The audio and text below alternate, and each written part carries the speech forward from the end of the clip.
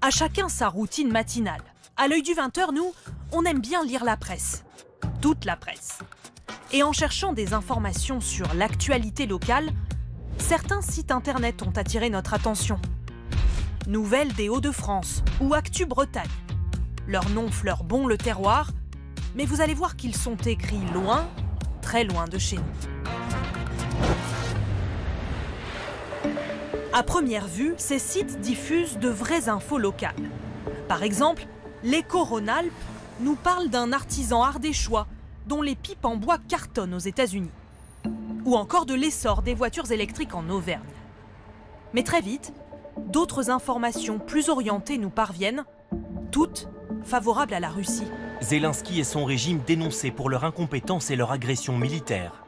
La défaite inévitable de l'Occident, la stratégie russo-asiatique en marche. L'Écho des Alpes n'est pas un cas isolé.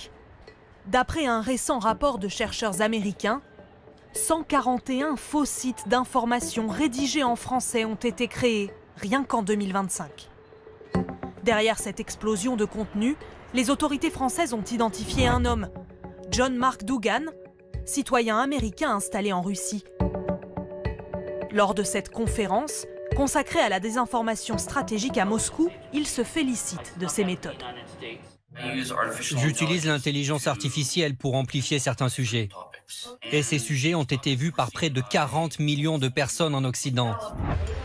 Mais alors pourquoi créer de fausses publications régionales? Le sentiment de proximité créerait la confiance du lecteur, selon ce chercheur. Le principe est de créer des sites crédibles. Ensuite, une fois qu'ils ont construit un semblant de crédibilité du site, ils vont y diffuser des informations manifestement fausses dans le but de nuire. C'est là que l'on peut parler de désinformation. Cette prolifération de faux sites fait craindre des tentatives de déstabilisation.